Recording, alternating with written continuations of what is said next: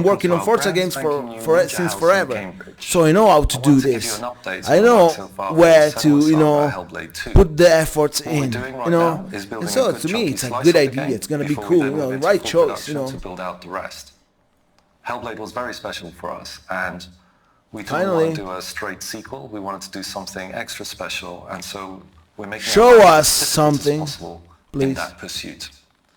The game is set in Iceland, 9th century Iceland, so we've been sending our art and audio teams out there, doing photography, photogrammetry, and combining it with satellite data to recreate large swathes of the landscape. Ooh.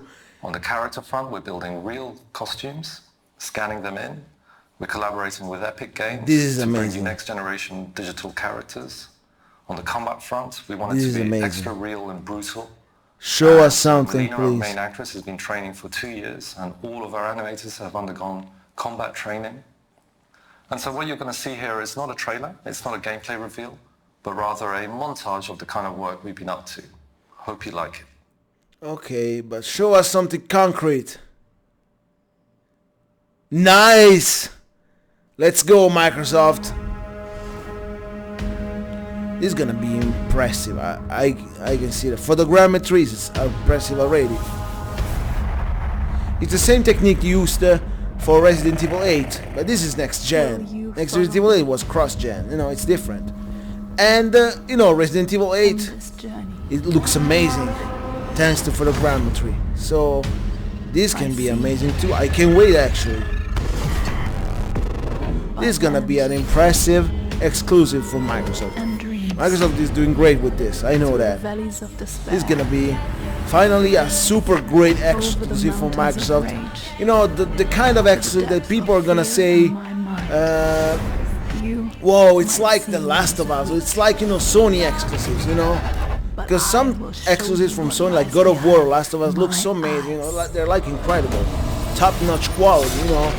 And this exclusive is gonna be like that, and there's gonna be more, I know.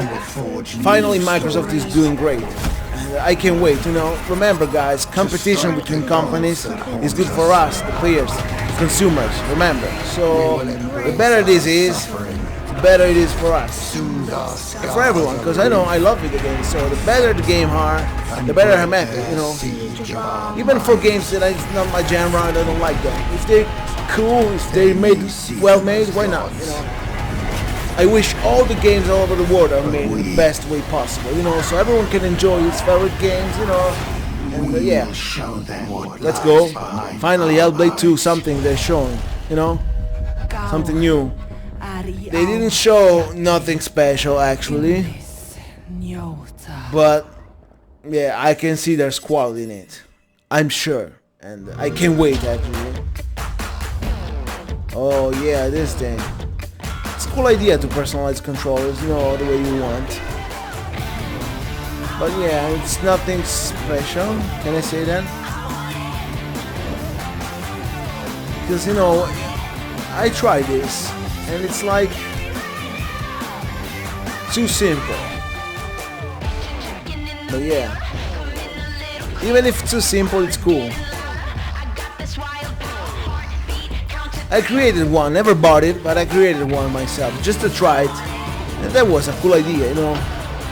But nothing so special it's not like they give you extra detailed colors, or maybe some design, special design, or maybe something that you can personalize, you know, with your photo, for example, or your logo. It's not like that. Is Xbox Design Lab. Yeah, that's cool. And cool. here to tell us more about Xbox Design Lab is Naveen Kumar. Naveen, thank you so much for joining us. Thanks, Ferris. Hi. So, what is Xbox Design Lab? Design Lab is a controller customization service on Xbox.com where you can choose nearly any color combination you want for your controller and really make it yours. You can design a controller based off your favorite video game character, is this your working? favorite sports Sorry, I team, need or to whatever check inspires out. you. You can think of Design Yeah, it's Lab working. as your own personal design studio. I hope the audio is Originally alright, launched Design because Lab, I don't know. 5 years ago, But and it's gonna sold be, right? millions of controllers I to hope so. fans Oh, fuck. around the world. But then we had to take Why? a pause as we brought up our latest generation of Xbox hardware. But now we're back offering customization on the latest generation Xbox wireless controller. Now, we have so many awesome controllers here right now. Can you kind of talk a little bit about them? Yeah, well, right off the bat, you can see there's tons of color options to choose from. For most of the parts on the controller, you can choose among 18 different colors for all the different pieces on the exterior. 3 of those colors are brand new to Design Lab. We have Shock Blue, Pulse Red, and my personal favorite, the Electric Volt color. Most of the colors include post-consumer recycled resins in them. So there's a portion of things that are ground up, like automotive headlights, recycled water bottle jugs, things that make the controller more eco-friendly. We also have new button options for the ABXY button set and the view menu share, including a really cool button option for ABXY that's a throwback to the original Xbox 360 controller. So you got to check that out. And yeah, this is just the beginning. We're excited to introduce more customization options over time. Now, 2 of these controllers were inspired by games. Can you talk about that? Yeah, so there's a blue and green and purple one that's inspired by Psychonauts 2. We just love the key art for that one, so we work with our partners to develop a controller to help bring that to life. And there's also one that's inspired by Grounded and the aphid character from that game. We had a lot of fun in designing that as well, as the controller kind of looks like an aphid if you look at it. I don't like this one. From the right angles. I like better the other one, but it's personal preference, you know. I'm going to pick it up now. Still the same controller. Los Angeles Lakers fan. World champion Los Angeles Lakers, and my design was inspired by that, so I went with the yellow on the front, I went with the purple on the back. I designed the buttons kind of with the black accent along with the shoulders and the triggers. But I also did an inscription on it, and my inscription says, "Ka can't cook." And that is inspired by my good friend, Khalif Adams. He does a fantastic show called Spawn on Me, but he's a terrible cook. So I want to make sure that every time I pick up a controller to play on Xbox, I'm reminded how terrible of a cook he is and to avoid it at all costs. But enough of terrible cooking. Let's talk about something that you designed. Your friend. I designed this controller right in front of me here. When they see this, he's going to cook for you. Volt. Don't I just worry. love the way your last meal is going to come. The dark ABXY colors. And this one's inspired by a pair of sneakers I have at home, so I had to make a controller based off that. That's awesome. Now, one last thing. When can fans expect to start designing their own Xbox controller? Today, they can start today by visiting xbox.com/Xbox Design Lab. This was an easy thing, you know. To choose from. Customization is really fun, and we're shipping controllers to U.S., Canada, and most Western European countries. And these make great gifts, whether it's for yourself or that special gamer in your life. That is fantastic. Naveen, thank you so much for being here. Thanks, Paris. Later in the show, World's Edge will give us a deeper look at Age of Empires 4. This is interesting. But first, Tim Schafer is giving us a closer look at Psychonauts 2. Okay. Hi everybody, I'm Tim Schafer from Double Fine Productions, here today to take a deeper look into Psychonauts 2. Psychonauts 2 is an action-adventure game starring Rasputin Aquato, a powerful young psychic, also trained acrobat, who ran away from his circus home to join the Psychonauts and expand and explore his psychic abilities. One of Raz's most important psychic abilities is that of astral projection, which allows him to project his psyche into someone else's mind and see their mental landscape made real. He can help them wrestle with their inner demons and fight their actual nightmares in person. Which means that the levels in the game are actually brains. And Psychonauts 2 has even more brains than the first game. One of the first brains you'll get to visit is that of Caligosto Lobato. Now, Dr. Lobato was actually a villain in the first game, but after Raz fought him, they kind of became friends. His brain. He actually has a piece of information that Raz wants, which is who kidnapped Truman Zanotto. And Dr. Lobato wants to tell you, but he can't. That's cool that you get to experience his brain. In his unconscious mind. So Raz has to travel That's actually along super with Sasha cool, at and least the to me. into his mind and try to extract the Really information. nice. And there's a lot of forces at work inside Lobato's mind, maybe put there by someone else, who are trying to stop you, including some of the enemies that you might recognize from the first Psychonauts game, including the censors, entities designed to stamp out thoughts that don't belong in someone's mind, including Raz, who doesn't belong here. But you also see a lot of new enemies, such as doubts and regrets. Lobato's mind is plagued with doubts and regrets, and they're very dangerous for Raz. Did I mention there's a lot of teeth? Have I mentioned there's a lot of teeth? There's a lot of teeth. He's an amateur dentist. He doesn't know a lot about teeth, but he really, really likes them. Luckily, to fight all these enemies, Raz will have his psychic powers, including his powerful psychic punch, where he has these hands that extend psychically from his body into a powerful melee combo. He also has his psychic blast, where he can shoot a powerful energy beam out of his brain. Raz also has the ability of pyrokinesis. It's always handy to be able to burn things with your mind. Cool. And levitation. Raz can use his own thoughts, his own thought bubble over his head as a balloon to float around or ride around on to get somewhere really quickly. So with these new powers, Raz can fight all these new enemies and hopefully find out who kidnapped Truman Zanotto. Now, while Truman's been kidnapped, the person running the Psychonauts is Hollis Forsyth, the second head of the Psychonauts. Hollis is also the head of the intern program, which is what Raz has joined now that he's become part of the Psychonauts. And he is invited into Hollis's brain for instruction. Hollis is teaching him a new psychic ability called mental connection, where you can see two thoughts in someone's mind and connect them, sometimes creating new thoughts, making new things happen. While Raz is training in mental connection inside of Hollis's mental classroom, he experiments a little too far and accidentally, maybe slightly on purpose, creates a lot of interest in gambling inside of Hollis's mind because he wants to go on the mission to the Lady Lucktopus Casino. Unfortunately, this connection leads to more connections, and eventually the whole thing gets out of Raz's control, and Hollis gets way too interested in gambling. And Raz has to go back into her mind, where he finds out that her memories of medical school, where she studied neurology, have been corrupted by this gambling interest, and it becomes a casino hospital. And Raz has to actually go in there and engage with all these Aren't they gambling saying machines too in order much to shut it down of and the return game? Hollis's mind back to normal.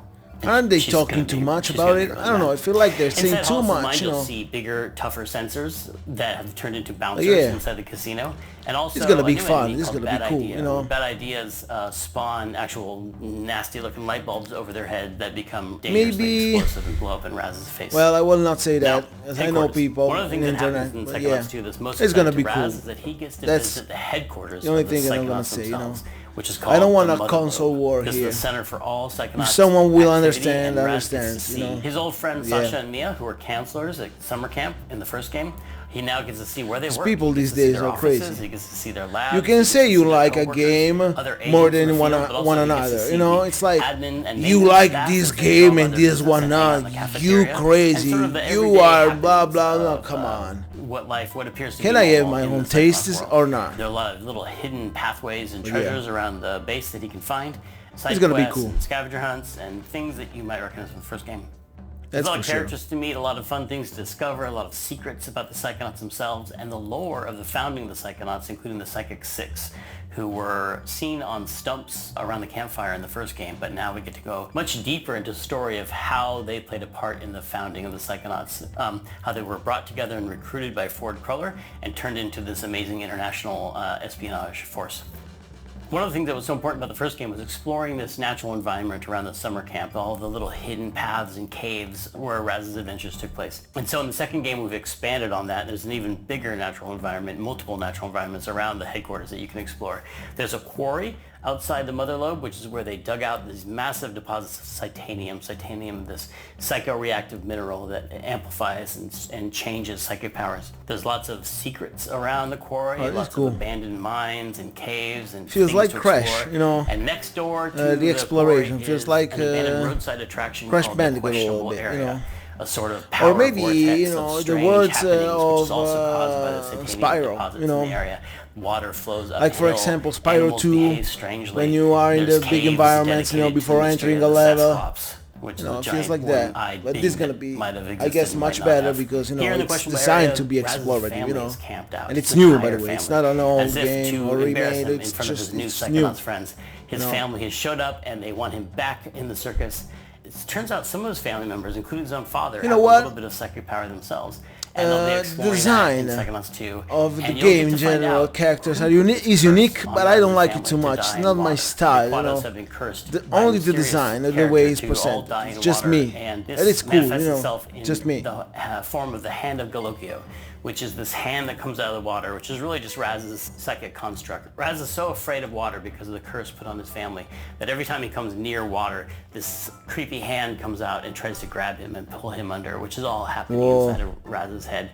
In Psychonauts 2, you'll get to find out who put this curse on Raz's family, where it came from, and what he can do about it.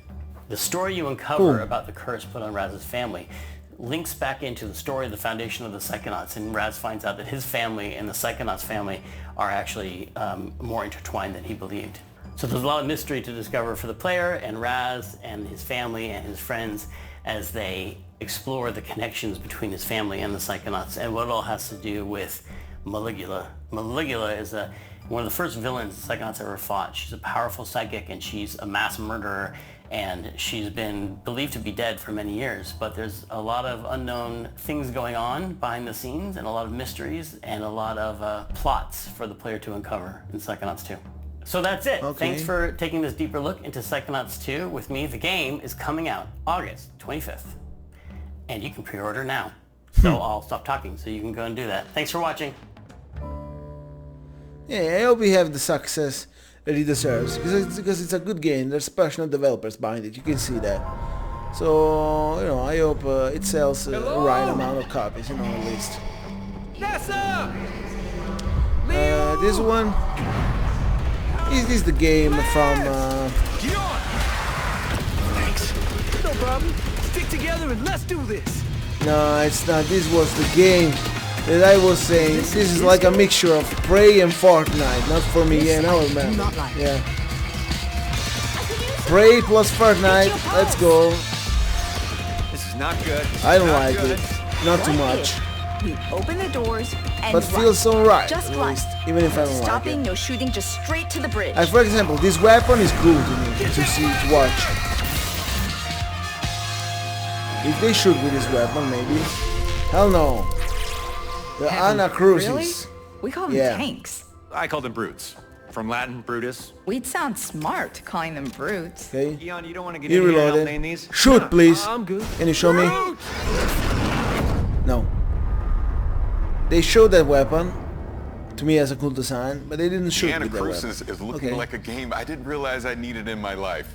And here from Stray Bombay to tell us more about the Anacrucis is Chet Felisek. Chet, thank you for being here. Thanks for having me. Now, talk to me about this game, the Anacrucis. What's the concept? How did you come up with this? So I grew up with late 60s, early 70s sci-fi. I love that stuff, right? Logan's Run, Yes. Battlestar Galactica, Space 1999. That wasn't cheesy to me or campy. That was just the way sci-fi was. And so we wanted to set a game in that world, right? We have those cool colors, cool shapes, fantastical sci-fi weapons and creatures. And then it also lends itself to, we wanted something that was positive about the players, the characters. You're working together. Sure, there's aliens. Sure, you're fighting them. Sure, you're trying to save Earth. But you're doing it in a positive, uplifting way. Yeah, after the pandemic, I don't think I could go back to a dreary, post-apocalyptic world. I need something uplifting, and so we wanted to deliver that. That's awesome. Well, that's now, a cool talk to me thought, about the gameplay. because pandemic was really said whack. that there's So an infinite fuck you, replayability to COVID-19. this, so how does I that said factor already in some other videos. Can I say this again? Fuck you, With your COVID. friends, and what we want to do is make sure that it's different every time you're playing it. And so we have a lot of different systems that do that, but underneath it all is the idea of the AI driver. The AI driver is driving everything that's happening in the game with items, where they're placed, what's happening with the creatures, what's happening with your health kits, your perks, all of those systems are driven off of that. And so what that means is, as you're playing, not only do you have those, hey, this last time we played this, there was nothing here, and this time we're being overwhelmed. And then you also have those peaks and valleys so that you have some downtime, and then you have some really big uptime in it, or a lot of combat happening in it. We're also monitoring how the people are playing. So if you're first time playing and your team isn't doing very well, we'll put health kits right on the main path for you to find. And then if you don't find them at first, we'll spawn a couple more later. But if you're really good, if you're really killing it, well, we might not put anything on the main path. And so if you want to go find your perks, or if you want to go find new weapons, you have to go off that main path and go search for that. And it makes the game just a little bit harder, but in a way more interesting way than just saying, hey, let's double the health of all the enemies. Right. And then we do something of, we actually look from session to session as well. So if you play with the same 3 friends every week, and you guys have been killing it for 10 weeks in a row, well, let's mix it up for you. Let's just throw something crazy at you that you've never seen before, and a million aliens. And we can do that because normally when you do difficulty, you've got to be here because you don't know what happened before or after. But here, we have these really big peaks and valleys, so we can bring you to nothing for a little bit, and then have it go crazy. I love that it's scaling to your basically your skill level, right? Exactly. So that's fantastic. Now, kind of deeper. Yeah, that's interesting. So there's always a challenge, and that's cool. So for the perks, to me, we looked at I a lot guess. of games where you start If it's with, well balanced, let's say a why not? class-based thing, and then if you're playing with your same friends, well, I'm going to be support, you're going to be carry, someone else will be how. Like we kind of get into a rut of what systems we're playing and how we're playing, and so we want to be able to mix that up so that every time. Oh, you're this playing, gun you're is also whack. Kind of choosing your role based on the perks you're getting. So perks come in this thing called the meta compiler, and you have to go find the meta compilers in the world. And once you find one, you'll have from 1 to 3 perks to choose from. And then over time, you're essentially building a deck for your character. And so you might have it where, if you saw in the trailer, there's a pulse, which is kind of like a melee shove. Well, you can invest into that, and you can have one that you can now recharge your pulse faster, and now it protects your other players around you.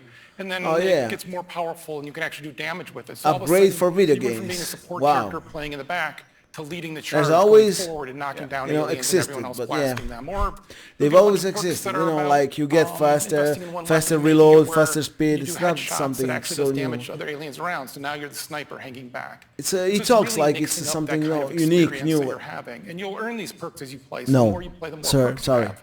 But since we These want the things game to always be exist in a video game for a long time now, if you you've know. been playing, you know, let's say you A play long time you're brand now. new. Yeah. Well, we share the perks. So you get all the perks that I have available to me as well. So that way you get to have that experience of all that craziness in your game as well. Because it's all about having fun with your friends. Right, the shared experience with your friends. That's Now, cool, by the way. we The kinda fact that already they make talked this about game the to make fun, inspirations, you know, like 2000 with your I looked friends. at that It's and not like to 2001 Space Odyssey be was the first thing I competitive thought or of, things like but that. It's just, let's talk we about created the this enemies because in we the want you game. to have What fun was some of after inspirations for that? the So pandemic enemies, having happened. That's cool. We kind of look at it of how we want the players to behave as well as feel. And so we bring in outside playtesters every week. They play our game, we watch them, and what we'd see is really good teams would stick together really tightly. And even if we send something like the Brood at them that spreads them apart, they'd quickly form back together. So we created something called the spawner. Yeah. And this is a good example of kind of how we approach the design. The spawner you hear off in the distance, and you'll hear it, and you know what it's doing. It's spawning things. It spawns these little turrets that come at you. They're not the worst thing, but they're going to be unrelenting until you kill the spawner. And so you'll be sticking with your team and you'll be like, oh, wait a minute. If the spawner comes now and this turrets come and we've got a guy down, we've got to go over there, I'm not sticking with my team. I'm going to go hunt that thing down. I'm going to go kill it. So you go run off, you kill it, you're feeling good about it, and all of a sudden you realize, wait, where are my teammates? I'm all alone. There's other specials here. Oh, I'm in trouble. And it's trying to create those kind of moments where it's mixing it up. This is cool. You always want to have it where it kind of almost takes turns of one player's the last one surviving. I like the design idea, you know, behind this. This is cool. Really looking at having those enemies give you those moments for how it affects the players. Bonus question for you. What does the anacrusis actually mean? So anacrusis is a musical term. It means the notes before the song, the little kind of intro. And for this, we have a character, Boris, that you never meet. And all the players just talk about it because I thought it was fun to have this character that you never really are sure who they are because it's everyone else describing it. And she named the barge that you're on, that you're launching these missions, the Anacrusis. And her thought there was, this is not the main event. This is not us against the aliens with fighter pilots and everything else. This is just regular people. This is the pre-battle to the battle. The cool things about this is the aesthetic too. You know, it's like it's simple but effective to watch. So it's not bad. You know, I don't like it. Personal preference, but it's not bad actually. Chet, thank you so much for being here. I really appreciate it. Thanks for having me. We've got so much more coming in today's show, including Obsidian Entertainment with Grounded, iLlusions and Let It Roll with Shredders, and 343 Industries with a deeper dive on that incredible multiplayer trailer for Halo Infinite. But first, the original Stalker was one of the most intense and eerie games of its era. Next year, we return to Chernobyl for Stalker 2. And Zach from GSC Game World has a closer look at the game. Let's check it out. Yeah, cool. Cool for real, Stalker. Hi everyone, nice. It's Zach from GSC Game World. It has been several days since the gameplay reveal of Stalker 2. Our game now has a subtitle, Heart of Chernobyl, and a release date of April 28, 2022. By the way, the pre-orders are open for both PC and Xbox. You're obviously here willing to learn more, so here are several this details feels so high about quality. You Stalker can 2, see Heart the start of the Chernobyl next you gen probably here. didn't know yet. In So let's dive sometimes a it little feels bit so deeper crazy, in it's our like trailer. so cool to watch. This section of the trailer Here, is for a bandit's example, you gunfight know, on the chemical plant. Texture quality of the world, the lighting You can on the see actual weapon, you know, in-game the reflective animations material of picking the up metal. weapons and installing modifications on the go. Feels crazy, you know. The lighting system, I said The it thing already. is, you can Whoa. notice the teaser of a new faction. We are not showing the exact moment Even right the now scope because we feels wonder cool, if you know. can discover You it can see yourself. there's some next gen lighting in You it, may and even some models are recognize the like exact location on the swamps. treated as a If next you gen, played you know. Stalker Clear Sky, you may Trees, remember this animations, place. feels the like, time did whoa. the job, but the tower is definitely still there. Also is in cool. this scene, you can see a brand new detector Skiff is using for the artifact hunt. What to say about Because it? of Next its gen is form, starting it's called good. Yulka, If this is which the base actually quality, means you the know, branch in the Ukrainian. for next gen, it's like the starting point of next gen. This is already amazing. I can't wait to see, you know, what else next gen artifact could Skiff is offer, you going know, to in collect years to is come. called This is Jelly. gonna be amazing. In game, Yeah. it recovers your stamina. And by the way, as always, sorry for my bad English. Yes, I hope it entertains you, even if it's bad, but it's gonna be entertaining, you know, and yeah. His hideout is located in Chernobyl. It's not so bad. It's just like... That's a town not so far I want to from remember Pripyat you, because you if I say something wrong, something that feels rude, something that feels like not on point, it's not that I'm doing this on purpose. It's just like my bad internet English kicks in and yeah, ruin things, you know. Maybe I want to say something cool, and it's like... I don't know. The campfires. A It's small like then isle of safety I in say the something unwelcoming wrong. zone.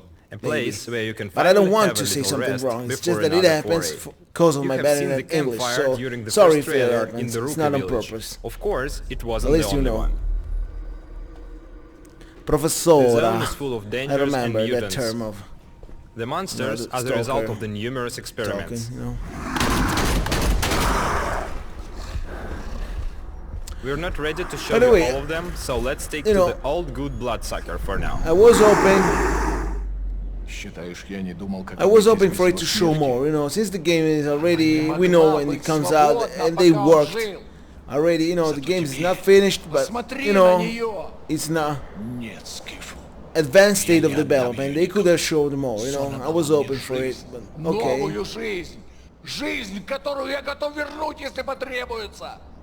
Animations are crazy, by the way. In this rooftop scene, Animations we are are truly incredible. proud with the quality of the animations. See the difference We between made the a small animation behind-the-scenes video of this from our guy motion capture studio. and the animations The face of, photogrammetry process you know, makes the final result Far as Cry close 6 to the villain. reality as possible. Can you see the difference? Look at the difference. This is amazing teeth animation. You know, Far Cry 6 guys, you know, it's like, this is like the CGI The Gauss gun you're seeing from in this Far Cry section 6 is one trailer of the most powerful weapons that from everyone the was arsenal. hyped off. No, with Far Cry 6 was like, everyone was hyped off, whoa! Then, when the gameplay trailer comes out, it's like, oh, you know, whoa, with CGI, oh, with the gameplay trailer. Moving You to know, the final thing this for is today, like the man at the end of the CGI trailer is from Sergei Far Cry Grigorovich, 6. the creator of the Stalker series. Yeah, it's not the same, but almost, you know. This is Thanks incredible. for joining us today. We can't That's wait when for you the see moment when the the time next comes to gen, enter you the know, zone and on I'm April sorry for Far Cry 28, 6, you know, could have been much 2022. better. You know, Gustavo, As you just saw, Stalker Gus 2 Fring, is shaping you know, up to be something special, and I how the hell can't it's wait called in real to play it name, next year when it comes to Xbox, I remember how it's PC, called in Breaking and Bad, Game Pass and I don't on day remember one. On Sunday, Giancarlo, we yeah, saw the Giancarlo trailer for Esposito, A Plague and tell Tale: me, Requiem, trust me, the it's sequel to the it's not award-winning Esposito like Plague Tale everyone innocence. says, And it's for those of you who are Esposito, fans because of I'm the Italian, I know original, that, We've got trust some me. good news for you too. Giancarlo Esposito is a fantastic enemy in a Far Cry series to me. If only would have been better, you know, Far Cry 6, and not the more of the same, just with some lighting and just a little extra. But yeah, I guess it's okay. But alright. No one can escape their own blood. Oh, 4K resolution and 60 FPS, wow. You know, that's the only thing that I don't like about this Xbox thing, is when they say optimized for Xbox. Because it actually doesn't mean nothing, you know. It's better on PC. Just to say, it's like, okay, the next gen version, okay, it's like same game, just higher resolution and better frame rate. What would you build? Yeah, optimized for Xbox is like, alright. This game, I don't know how to feel about it. The way it looks, I don't like it. October 28th, yeah. The king I is hope they back. show more. And here to tell us I don't more like about how Age it of looks Empires in 4 general. I don't know are Adam why. I was Ice expecting Cream for and something Emma Bridle different. from World's Edge. Thank you both for Less being here. colorful, maybe. Absolutely. More realistic. Legacy, But Age yeah. Higher, I'm excited for this. I want Now, to see some you had gameplay, some you know. news at the briefing. Can you I kind want of to talk see how about that cool a it little is, Well, or not. I mean, fans We'll got see. to have their first looks at two more of our launch civilizations, the Abbasid dynasty and the French. Yes. And they bring a lot to the table, totally different ways to play. But I'm really excited to show them those. And then also people got to see their first taste of naval gameplay, which we haven't shown off at all except for a little teaser at the end of fan preview. Paying off that tease. And we also revealed one more of our campaigns, the 100 Years War, and Joan of Arc made an appearance. We also announced that the game is coming October 28th, and it's coming to Windows Store, Steam, and of course, Game Pass for PC. Now, earlier you mentioned the two civilizations, the Abbasid dynasty and the French. Can you kind of go into detail about that? Sure. Yeah, I guess I'll start. The Abbasid. So the Abbasid dynasty is this amazing technological powerhouse of a civilization that has a really unique mechanic that we're bringing to them in Age of Empires 4. It's actually unique across all the civs that are in the game, in that they construct this bastion of knowledge called the House of Wisdom, and they can keep upgrading it with different wings, and that gives them a host of incredible technologies that leverage their army, their economy, their resources. This was cool animation and everything. They have an incredible amount of fun units, especially camels. No, I like it in some way, and I don't at the same time. It's like have amazing abilities to buff the other units in their armies, and so you have these wonderful diverse mixes where you always want to be throwing different units together, but always including camels for the different kinds of buffs and advantages you can give to your civilization. It's great. And the French are really, really strong with trade. They've got some great options that are going to make your late game really, really interesting. They have a landmark called the House of Commerce. And for your units, you're going to really want to focus on knights and lancers. Those are your powerhouses. But the French actually made an appearance in the trailer as part of the 100 Years War campaign. And as you can see Joan there, I'm actually wearing her around my neck. She's a feminist icon from history. This young woman who led with her convictions and led a battle, and she was a teenager. And so she's beloved. She's in Age 2 in a campaign, and so we know Age fans are going to love seeing her again. And the 100 Years War, with the multiple missions, like the Battle of the 30, are really going to bring that period of history to life. And all the live action footage that you saw in the trailer on Sunday, that's all from within the game. We have these multiple I'm not usually, I don't know how to, I played a lot of Stronghold back in the day, Stronghold Crusader, and I'm the type of player, I never played Age of Empires actually. I always stuck with Stronghold, and so, to me it's like, really brings it to I don't know life, if something that is shown, it's like they have been there in the past and it's something new. But I have to say, for some reason, now community feedback I feel like is always important. Stronghold, the new Stronghold, it's called Warlords. Full playthrough on my channel. Subscribe. Stronghold Warlords. It's like we formed a community council back in 2017. More realistic in this, in some aspects, of what it shows. At least aesthetic-wise, I feel like Stronghold Warlords are more realistic in some ways. But apart from that, maybe this is going to be better in every aspect, because Stronghold Warlords was like, you take Stronghold Crusader, you change, the setting, you made it. Yeah, it's amazing. Actually. And it was cool. It was like a throwback when I played, but it was like, okay, cool, but could have done more. Could have innovate a little bit, or at least some quality of life, because that's the problem. The problem of Stronghold Warlords, me that I'm a Stronghold player, the problem of Stronghold Warlords is that the real problem is that there's not even quality of life, improvement. That's the point. It's not like they're gonna change the formula or how the game was, from the origins, because people wanted that. What a cool aesthetic Stronghold Crusader, something new. And they did it, but they only did that. Changed the campaigns a little bit, changed the setting, but it's the same fucking game. There's not even quality of life change.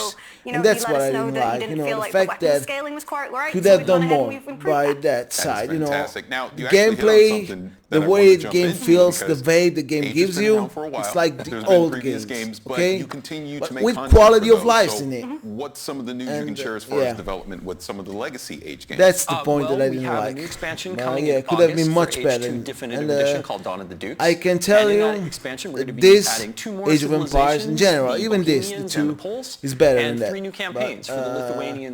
Aesthetically wise, like I was saying, it's like, I feel like Stronghold War is more realistic, even Warlords. Oh yeah, that's maybe me, I don't know. It's like, this aesthetic, their hands on it.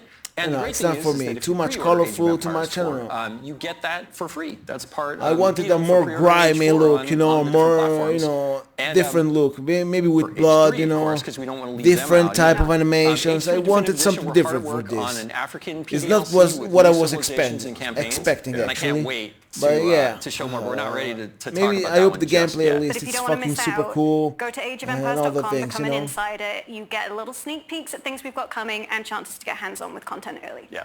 Okay, now, nice. shifting us back to the We're gonna go present to the in site, Age 4, yes, to see what's some of the things people can expect as we lead up to launch? Well, we've got a bit of an exclusive for you today. So we're going to name our remaining launch civs and our remaining launch campaigns. We're not going to show them just yet. That'll come closer to launch. But our two remaining civilizations are the Holy Roman Empire and the Rus. And the names of our two remaining campaigns are the Rise of Moscow and the Mongol Empire. All that sounds fantastic. Please. No, I was just going to say I'm so excited. I get all gushing about things like this. You're going to have to wait a little more to get information and see more detail on those civilizations and campaigns, but we've also got, a ton of stuff planned. We have a beta that's going to be coming up. So, you can go to ageofempires.com to sign up be an insider to get in our beta and get a chance to actually get hands-on with the game. And then, of course, again, we're launching October 28th. Yep. Not long to wait. On Steam, on Windows 10, and on Game Pass for PC. So it should be great any way you want to play. We're just really excited. So cool on PC with Game great, Pass. and I'm sure Age fans all around the world are really looking forward to that. So I don't know why. They Adam, like Emma, saying thank you specific so much Game for being Pass here. for Thanks for PC. having What us does on. it mean? No, thank you. On Massive PC, you have battles only across with land, Game air, and Pass. sea You have can been buy a it hallmark of otherwise. the Battlefield Or series from the beginning. is Game Pass In only this on next PC video, and not on design consoles? director Daniel I don't Gourlay know. will tell us more about That's what so DICE specific. can do when it brings all-out warfare We'll see. to the world's Because most it's powerful so console. specific. Oh yeah, it's cool. Game Pass on PC for sure. As a PC player, to me, it's cool.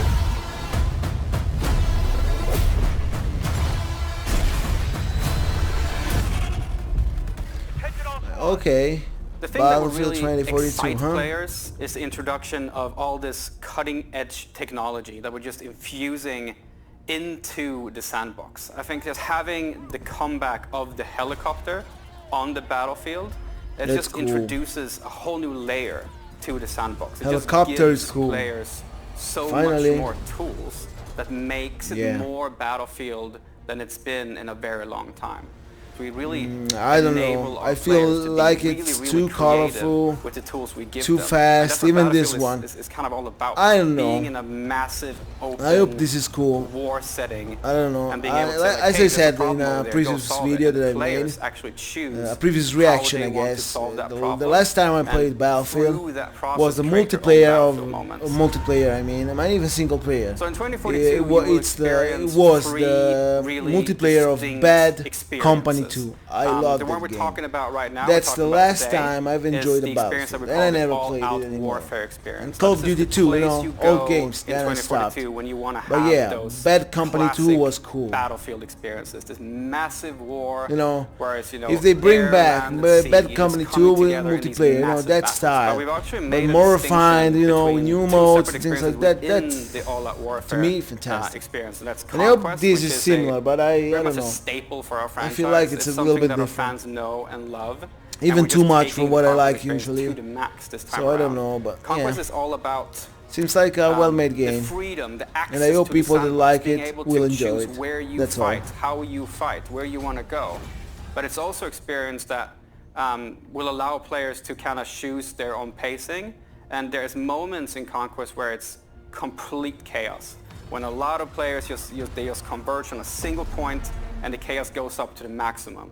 But there's also moments within Conquest where, you've just had that big battle and now you've won that battle and you go like, okay, you bring up your map and you have a conversation with your friends and you say like, okay, where do we want to go next? Oh, we need to go over there to that state. Okay, how do we get there? Oh, let's call in a vehicle. And a vehicle, you can call it in wherever you want, and then your friends, you hop into the transport vehicle and you go across the map and you go to a new location where there's a new fight. So This is maybe a Conquest is cool just that idea, full freedom but we to need to know how and this right works. next to that It's like you need lives, to the other kill experience somebody within All Out first. Warfare, which is Breakthrough. You need to, for example, I guess a tank is pretty powerful, pretty strong. I don't think you can call it like whatever you want, just like I want to do it. And in Breakthrough, there's I don't know, I feel like you're gonna meet some requirements first before you can call a tank, right? Into fighting head-on in a specific space, so the time to action is short, and the level of chaos is really, really high. There's helicopters, and there's tanks, and there's infantry, there's just everything happening,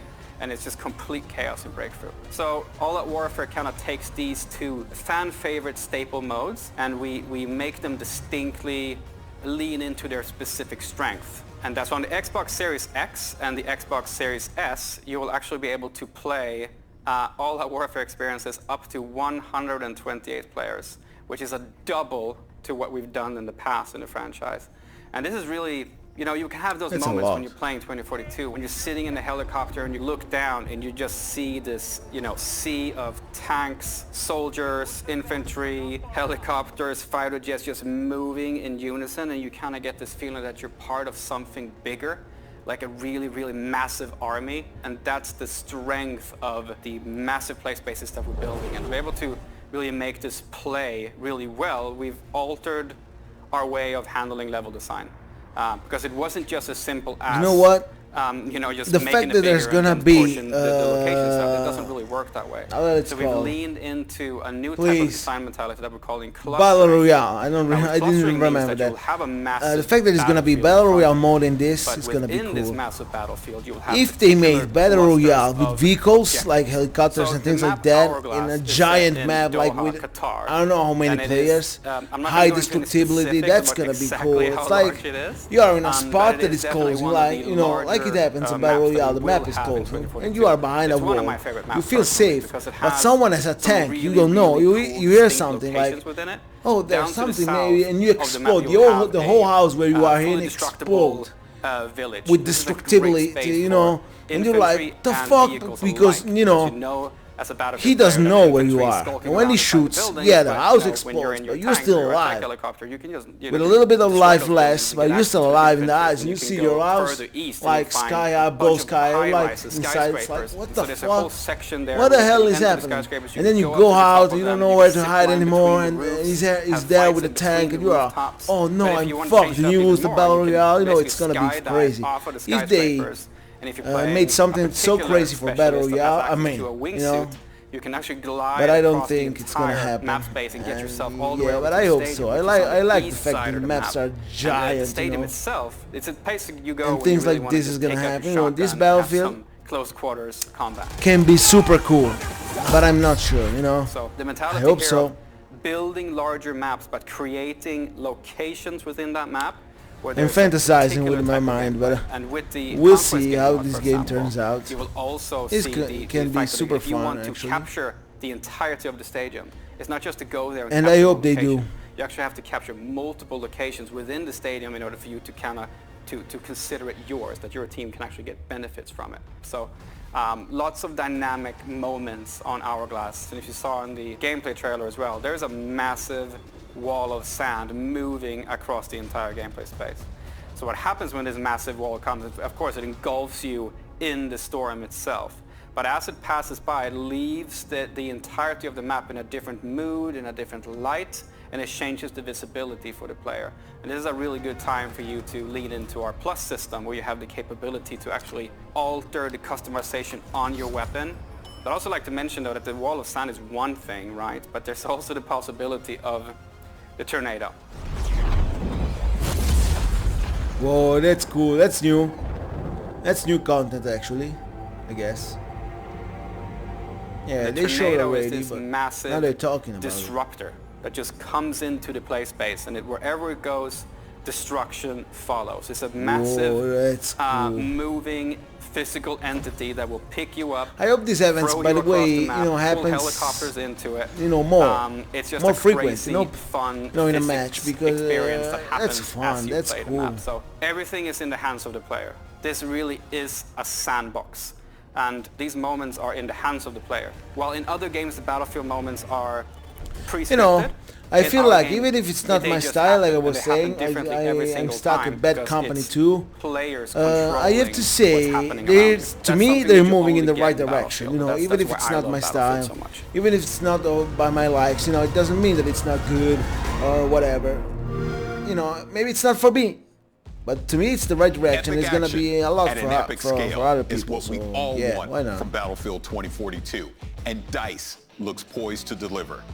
During the showcase on Sunday, we announced an exciting collaboration between Rare, Xbox, and Disney with Sea of Thieves, a pirate's land, a free update which brings Captain Jack Sparrow and his crew sailing into the Sea of Thieves. Today, we're premiering a brand new trailer showing some of the gameplay you'll experience when you team up with Jack Sparrow for this all-new adventure. I can't wait to be a part of this crew. Let's take a look. Microsoft, yeah, you did it, Microsoft. Was joined by That's good, Microsoft. That's E3 here, you know, how it needs to be done. Microsoft did good this E3. Microsoft is doing better and better and better. You know, I can't wait for About to come out. To me, About, if they do the right things with About, who decide the fucking name is unpronounceable. About. The fuck?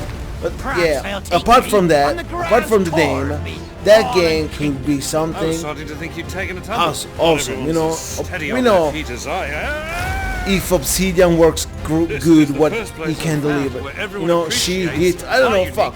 Yeah, like Capcom, she or he, I don't know. But yeah, we know what can deliver Obsidian, you know, something great. And About to me, it's gonna be fantastic. I can't wait, actually, to see what About has to offer. It's gonna be cool, that's for sure. I don't know why, I feel it, okay? And usually when I feel things, most of the time I'm right, so yeah, trust me. About, it's gonna be cool. When they're gonna show it, I don't know, 3-4 years from now, 2, 5, I don't know. That's gonna be crazy. And you know, the fact that in the previous conference they mentioned Elder Scrolls 6, whatever they've told you, that's a good move. You know, even if it's not today, it's gonna be like, who knows when. That's a good move, at least to mention it, you know. Spencer did right, so people knows that. You know, there's Elder Scrolls 6 here. We've shown you the cinematic trailer, we've shown the yeah, gameplay people trailer, simply can't wait so that. on Sunday at 11 AM Pacific, 2 PM Eastern, 7 When PM Elder UK, Scrolls and 8 6 is PM gonna Europe, come out, we it's have the gonna Sea be of Thieves, a Pirate's Life blast, showcase. you know? So this is a real deep dive just into all of the details Unless behind this collaboration. they give How did we bring Jack Sparrow into Fallout 76, so Fallout 4 graphics to Elder Scrolls 6. coming in as a part of this. You're gonna get That's gonna be the opposite, right? and actual gameplay of those. But I guess interviews, they'll learn their lessons, you also know. just to chat with They've us, with upgraded Disney, just about how this graphics, you collaboration know, came to be. So it's going to be amazing. and I you hope know, everybody tunes in. So we'll see you on Sunday. the space game that I always forget the fucking name, you know, I'll always prove that and show that. That was great. Whoa, real time 4K on Xbox Series X.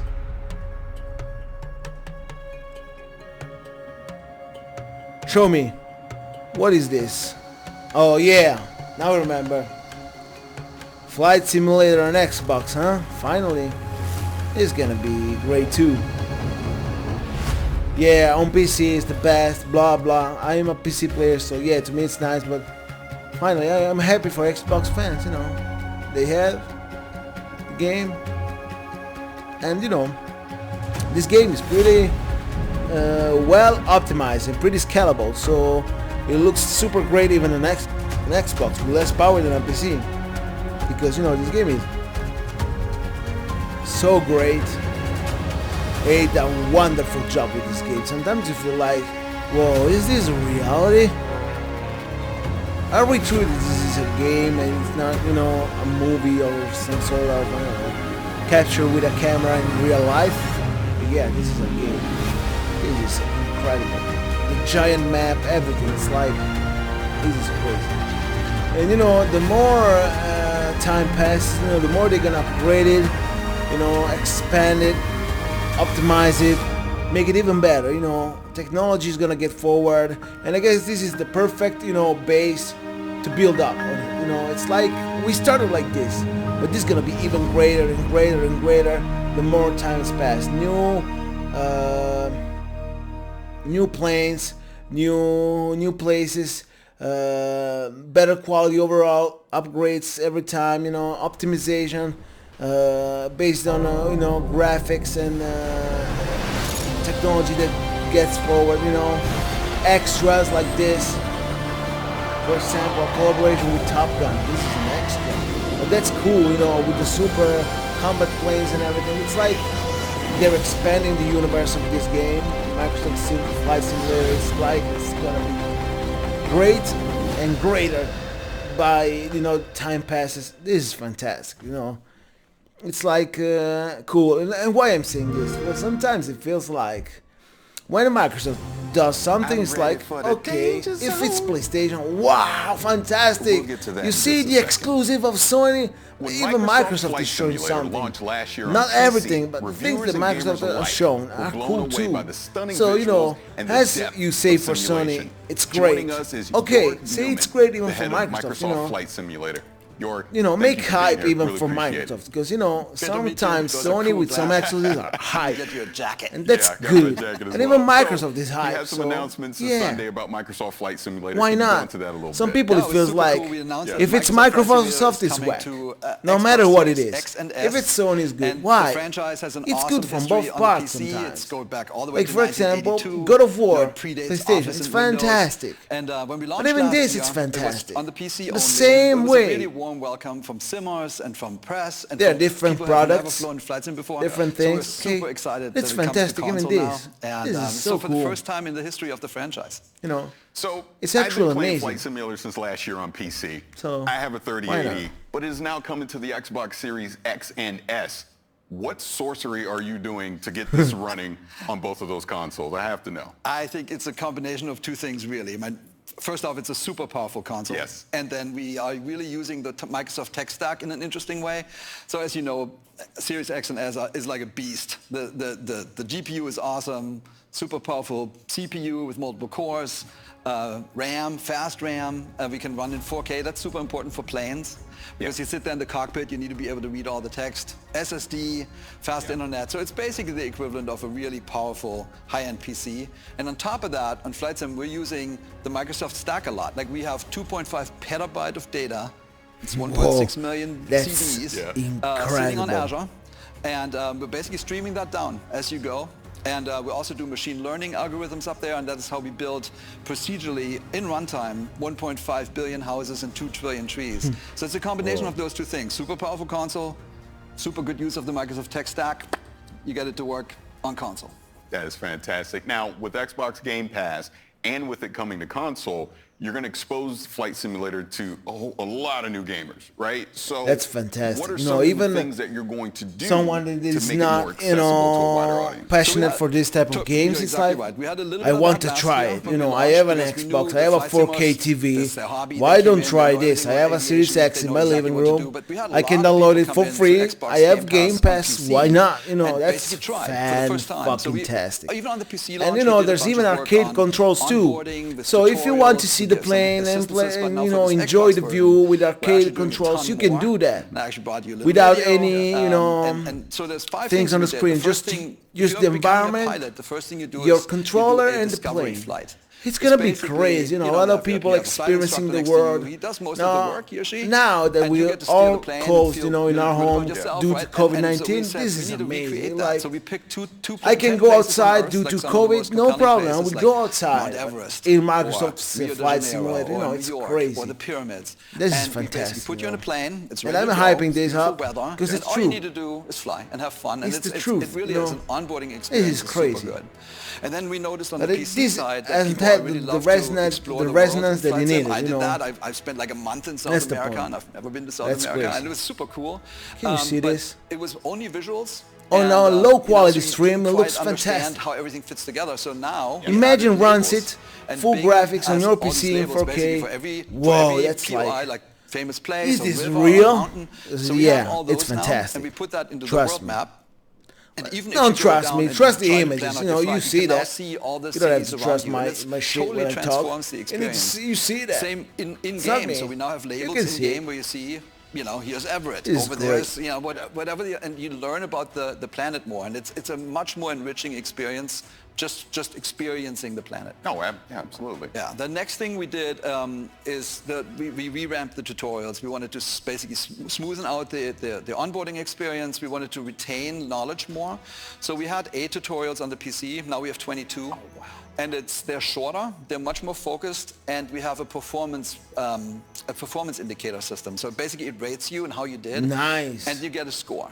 And honestly, I can speak for myself. Like, I'm totally motivated to get better and better and better. And with that, you learn more and more how you This really is fly. nice now. So it's Even been a super successful. full and I think tutorial. it's going to help newcomers a lot. Nice. Well The done. next Even feature better. that You we know, have as I is said, flight assistance, game's expanding, which I and use it's a going lot. to be greater and It's greater and basically- greater. They so create imagine you fly over the New York base and you see, to construct, you build, to wanna actually build. just look You at know? the landscape, but And now just look they're at the going to city, build but something eventually even you wanna more go to crazier and Brooklyn Bridge. amazing So on on the this. flight instructor, you That's can already now, fantastic, you by the can now way. click on, go to Brooklyn They did Bridge, it big. and the AI, They did it almost good. like a co-pilot next to They you, nailed will it, fly you if you ask to me. the Brooklyn Bridge, and you can just look around and have an interesting Fantastic. time. Same with airports, which are sometimes challenging for people. Like, you can click on the airport and say, please land me at, say, Newark Airport.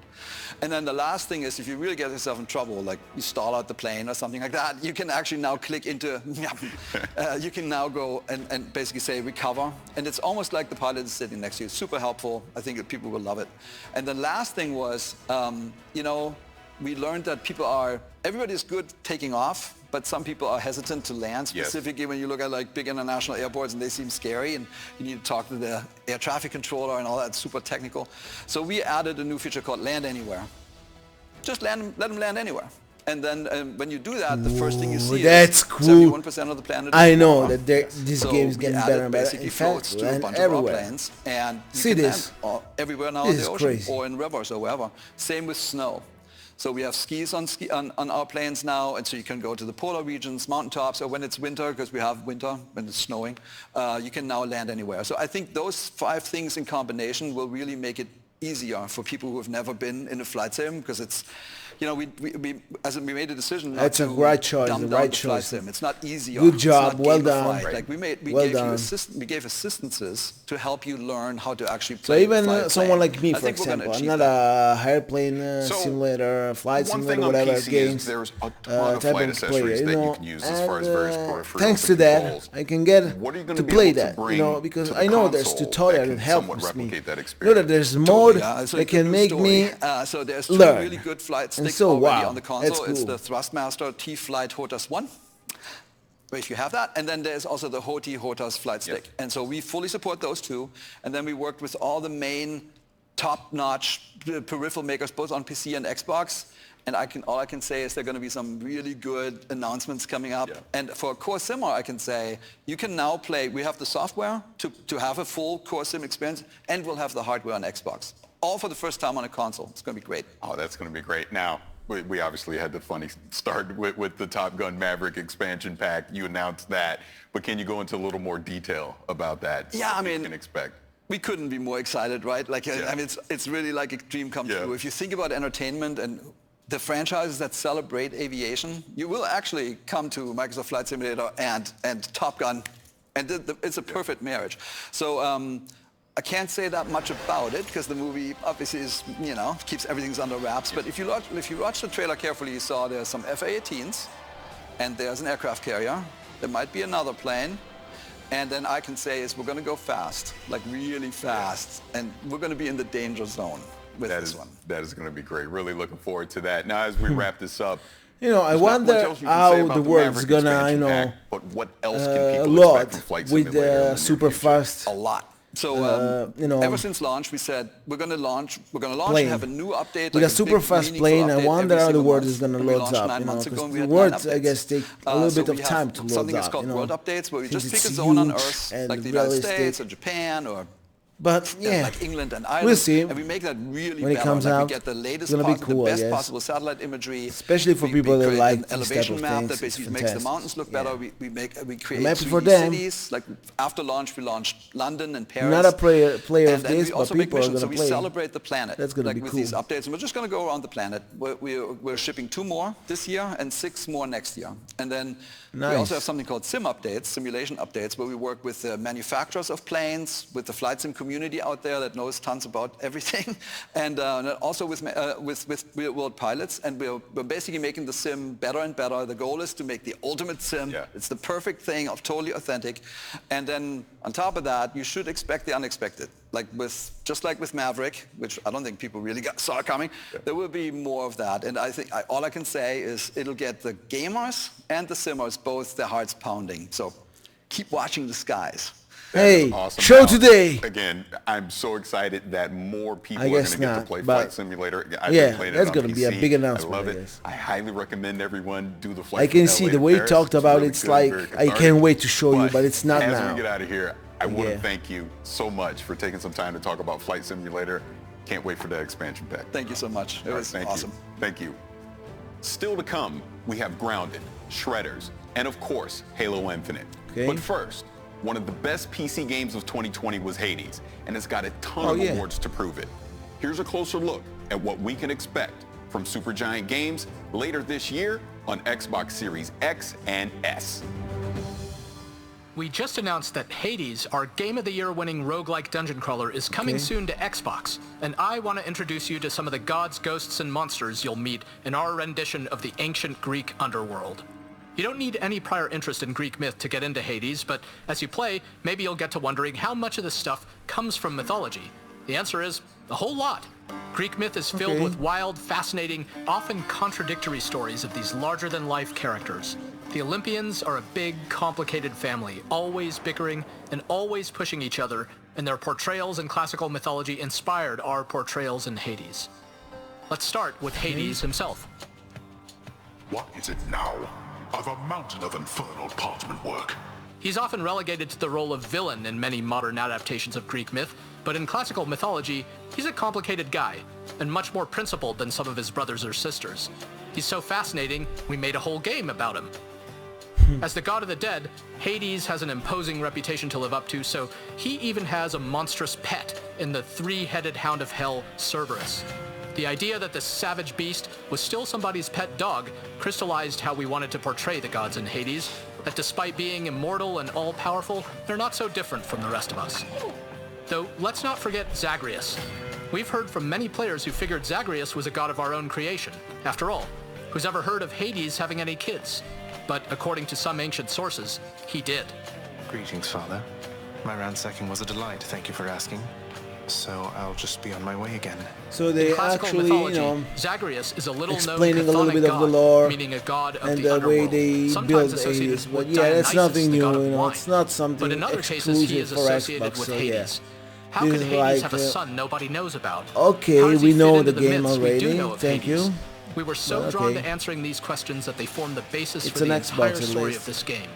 If you're the prince of the underworld, Maybe thanks who to do the you fact get as that your this is personal going to be trainer? on Game That Pass, would be Achilles, more people are a going to mere play it, and invincible it's going to warrior be in even his more day, popular, once you know. called the greatest of the Games Greeks. like this are going to be, you know, affected in positive, you know. They are beneficial, you know. Hades I mean, takes the place Game after Pass is his beneficial. untimely Sorry for demise better during the in Trojan English, War, but once the he's Game had a Pass is lot of time beneficial to for reflect on this his type life of games, choices. I guess. Achilles lived in glory, so he's got an okay gig in the afterlife. That's gonna but be some okay, wretched yes. souls end up in a really bad spot in the underworld. And for better or worse, they get to meet Megara. Ever stubborn, aren't you? Maybe my whip might make you reconsider whatever it is that you're attempting here. She is one of the three Fury sisters tasked with torturing some of the absolute worst souls for all eternity. And in our game, she's also tasked with making sure Zagreus doesn't make it out of the underworld. These two have a lot of history, and since the story of Hades keeps moving forward each time you play, the more you run into Megara, the better you'll get to know her. There's also Thanatos. Death approaches. He may decide to drop in on you when he isn't busy whisking the souls of the recently departed to the underworld. Thought you could just get away from me, did you? He is the personification of death, according to Greek myth, though represents more of a peaceful death than, say, the kind that happened a lot during something like the Trojan War. So even though he can seem a little sinister at first, in the spirit of the mythology, we wanted our Thanatos to have a gentler side. Thanatos has a couple of brothers in Hades, such as Hypnos here, the personification of sleep. So he's gonna sleep, right? Wretched thugs got you too bad. When he's not dozing on the job, Hypnos can comment on every single possible way you can die in this game, of the dozens and dozens of different possibilities. Where did all these gods of the underworld come from anyway? According to the Theogony, an ancient Greek creation myth by Hesiod that introduces all the gods and their ancestors, many of the chthonic gods came from Nyx, the personification of night. Darkness guides you, child. You have outgrown this Something house. new I learned, That you I can am fish. certain.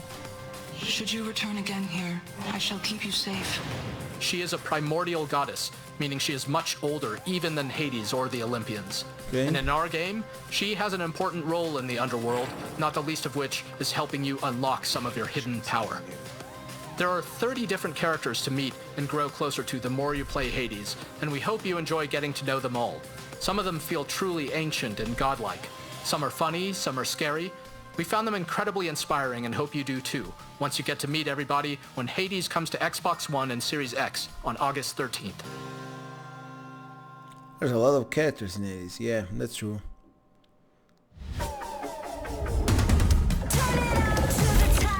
What was that? That I would have been.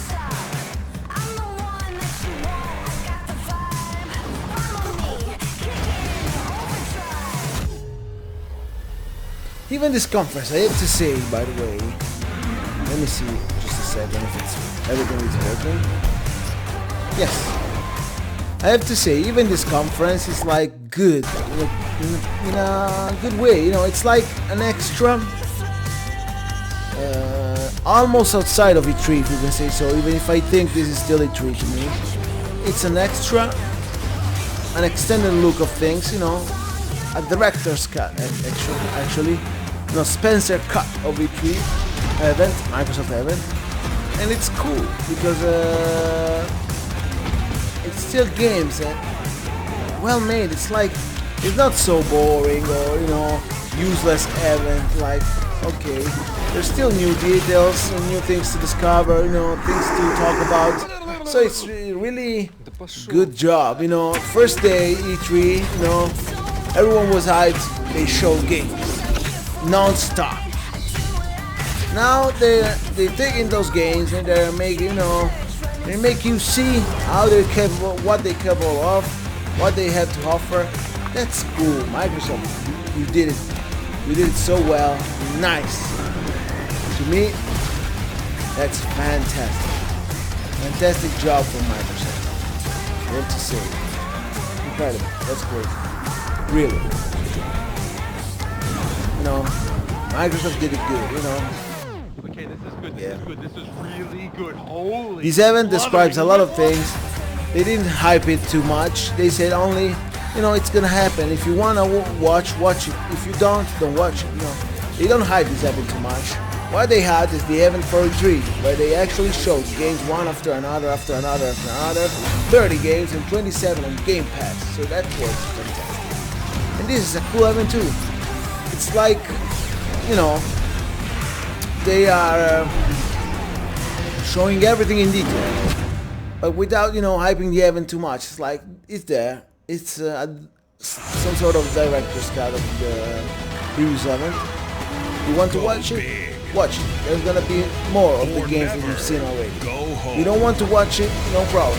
And they said there's even some surprises too. So maybe at the end they're gonna show finally something about.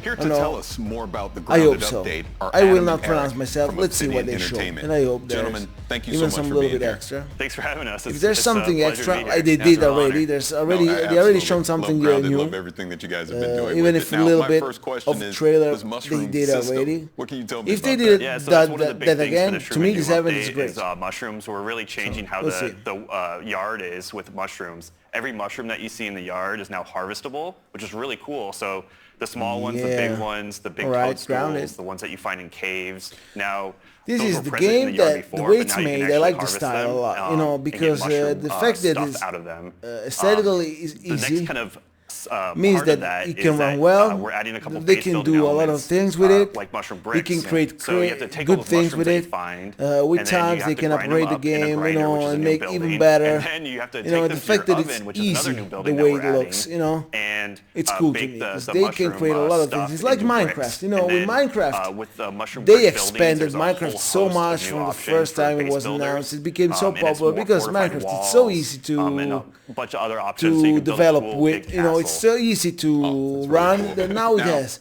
super cool ray tracing. So it has a lot of things, a lot of Grounded. you know, what the can you words. tell me about that? What does that mean It's for more the direction expanded, of the you game know. as So we I move like forward? when Yeah, games so, like this the Broodmother is our first have boss, good graphics that- but easy. So you know, we actually it's like launched with the Broodmother, and we didn't it's really good feel it hit the because right they mark. can So we took expand the it Broodmother so out, much. You and know, we wanted to spend a lot of time Yeah. making it a really memorable boss fight.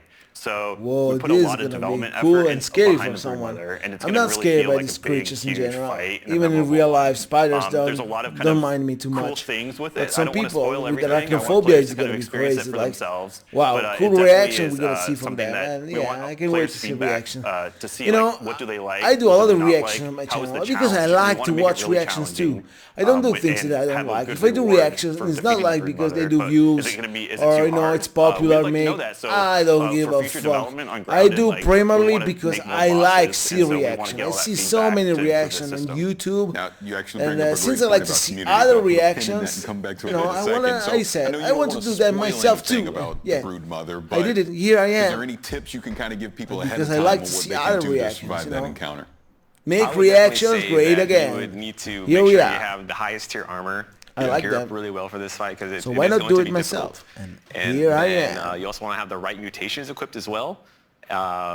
If you're playing with your friends, it might be good for one of your friends or yourself to use the brand new crossbow we're going to put into the game, so you can have some ranged DPS while someone else like face tanks the Broodmother. Yeah. So it's going to be pretty cool. That's pretty cool. So again, going back to community, I know you love getting feedback about Grounded, obviously starting as an early access game, but what are some of the things that you're looking for as far as in this update? What was something that you got feedback-wise from the community that you put in this update?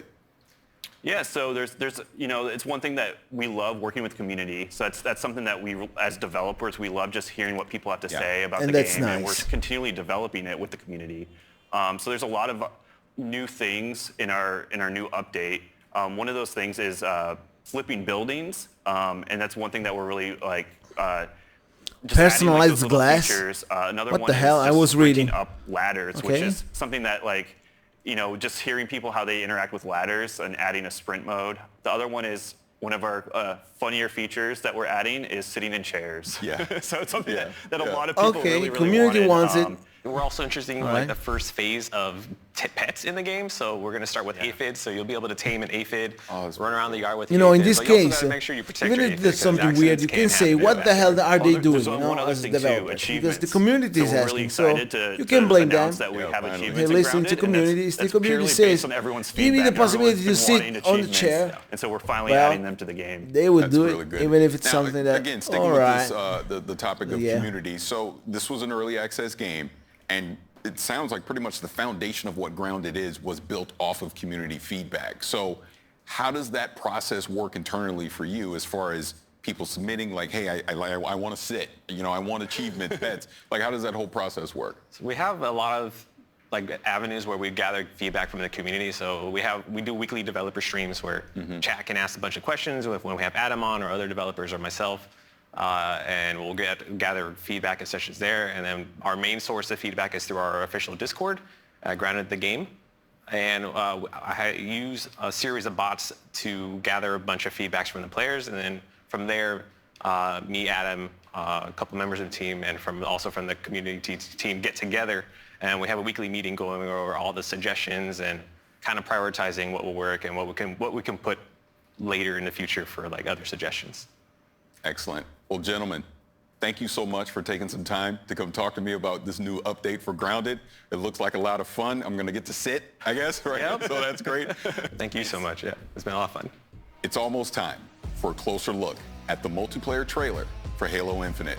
But first, it's time to see what the snow, the slopes, and the powder spray look like when powered by Xbox Series X. Something that I don't like this is the fact that Halo is going to come, but first, this thing is going to come, but first, this is going to come, but first, I don't like the way they present it. It's like, hello, why? This is Marcus Foshmo. Simply say now and now coming. This game.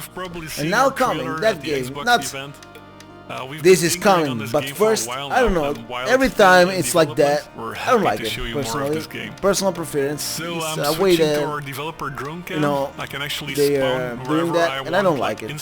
Yeah, it's not something that, you know, I don't like for some particular reason. It's just, I don't know, to me it was better to say, now this game is coming, you know. Then the other game is coming, you know, and not like, now this is gonna come, but first, let me take a selfie, but no, I don't like it, the way they presented it, but okay. So yeah, like I said, this is completely open and you can go snowboarding anywhere you'd like. You can do some missions, there's like a story this feels cool, by the way, even the aesthetic, it's like simple but effective, border cross if I can say. Especially the background and the scale of the environment, so it's pretty cool. Mountains in the background, example, here in the spill-like environment that was shown in the trailer. Or you can go up there, like take some huge kickers and big rails at the big park. And just look how big this mountain range is. Like we've got space for industrial areas and street areas. There's backcountry, high mountain so riding. It's likely open world. An old Italian-looking village you can shred. I see a lot of popping. I don't like all that. Over the world, but okay, I don't know. I feel like they said with next gen the popping is gonna, you know, go away. But I feel like I don't know if this is cross-gen or whatever. If it's cross-gen, it doesn't use the SSD properly and things like that, it's alright. But I hope for next-gen titles to not see popping ever again, you know. Big environment with a lot of rich details and no popping. They said at the beginning that's what is gonna happen with next gen. I hope it's true, because for example this game is pretty big, you know, but the popping is there. If you see the trickles, it's like they change the texture, change the model, you know, they upgrade. Sometimes some things in the background it's like it's not there and then it's there, you know. I don't know. I hate this type of effect and it starts to bother me because, you know, now we are in 2021, next gen is here, you know, the period of time is bad because of the COVID-19 and all sort of things that happen in the real life world, because, you know, things happen, and come on, can sometimes the world go better and not worse? But yeah, things happen, and so I know the situation, I understand. Alright, but please, enough with popping and low res texture environment, please. Give me high res texture, rich, large environment with no pop-in, please. That's gonna be cool. I guess not this game, and I'm sorry to say that, because, you know, I didn't want to say it. I want to, you know, this to be cooler than it is, but I guess simply it's not possible, because that's the way it is designed, and alright.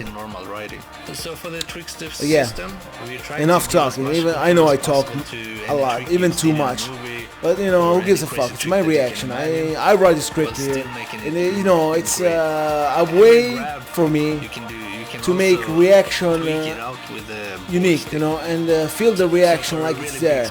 Because I see some people, since I said I love seeing a lot of reaction. I see some people like they are like this. Listening. Trailer hands. Oh, that's cool. Then again. Oh, that's cool. I'm not like that. I will talk on it. You don't like it? Go out elsewhere. Because some people said to me, like, don't talk on other things. What I can say to you, my friend, that you said this, fuck you, okay? I will do whatever I want. I write the script here. If you want to see, to hear what they have to say fully, you know, or the audio of the trailers, they show things like that, go watch the trailer. Don't watch my reaction.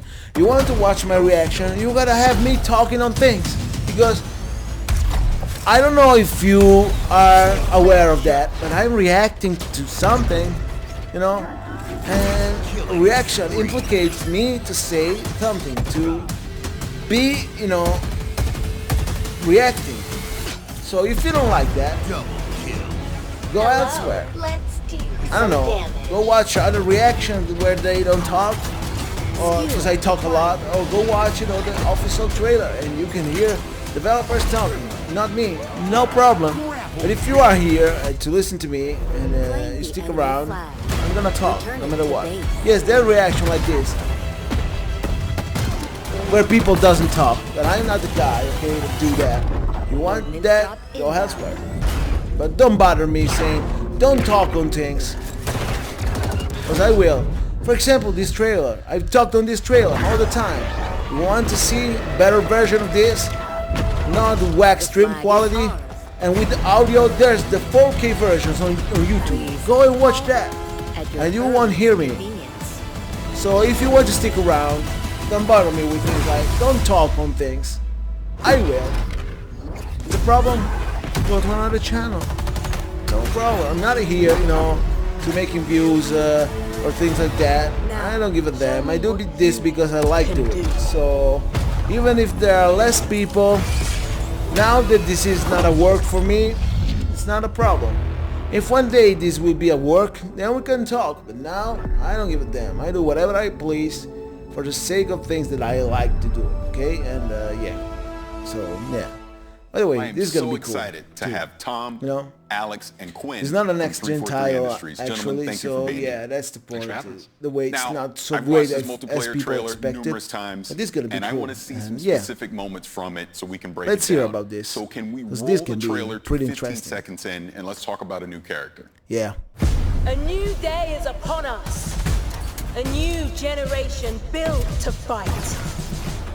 Together, we are unstoppable. Are you ready? Yeah, I'm ready. All right. Now, who is this character? She looks like she's in charge. Your senses are right there. She's very much in charge. That's Commander Laurette. She's in charge of the Spartan Academy, which is the kind of contextual wrapper that the whole multiplayer universe. Didn't they had a little better image to show about her? To, become better. Okay. And that's really where everything just wraps a bad around. Frame from the trailer. I really love this character. And then what's cool is not only is it kind of the contextual wrapper for the game, but it's also we have a whole suite of academy features, we call them, where there's a tutorial that teaches the players the fundamental basics of the game. There's weapon drills that let you practice with every weapon that exists in the game and improve your skills with those. And then there's a whole thing we call training mode, which lets you play against bots on any map, basically, in the game.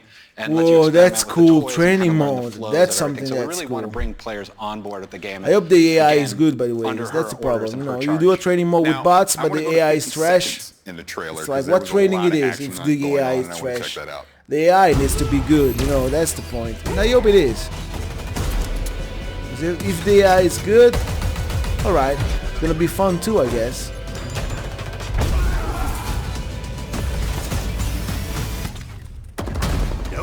Oh, this is cool. It's like fast-paced and slow-paced at the same time. It got unique pacing of Halo games. Like cool. If you're a Halo fan, it's like this feels so Halo. It is actually, but they didn't change the gameplay too much. You may have noticed I sat another shooter, on that one because another common shooter. Whatever shooter it is in the market.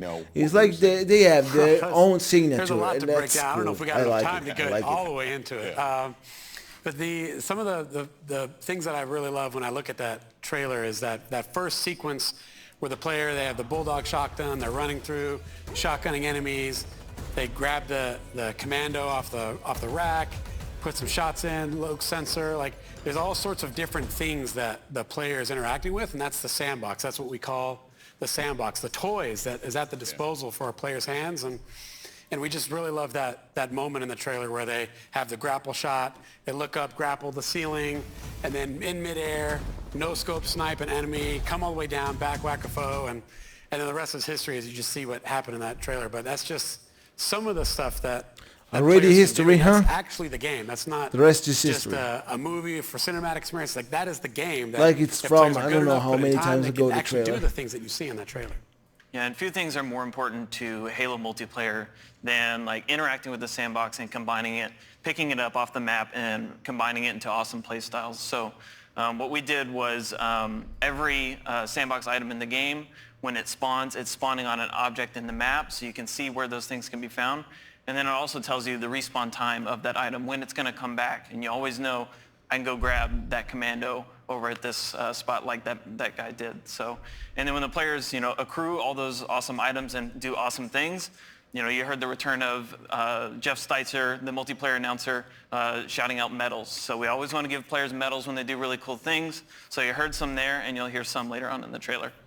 That's awesome. See, when I watch that, to me, that's Halo. That's Halo to me. I absolutely love that. Now, let's skip ahead that's true, but it feels so much into the trailer Halo, to 57 seconds. I heard a voice. It is so Halo, I want to know what the actually, voice is. but let's it see. feels it. I like it.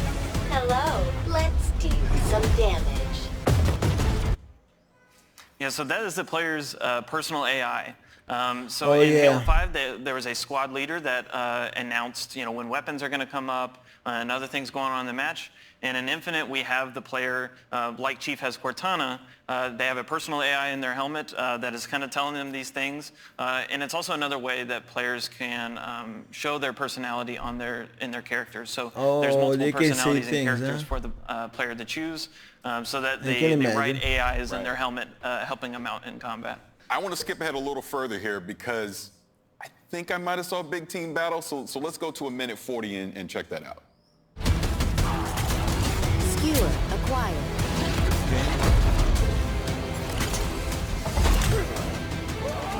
That's cool. Claim the enemy flag. Return it to base. This is a cool mode for sure. That remembers me of the arena games, back in the day, like Unreal Tournament or other games like that, It's cool.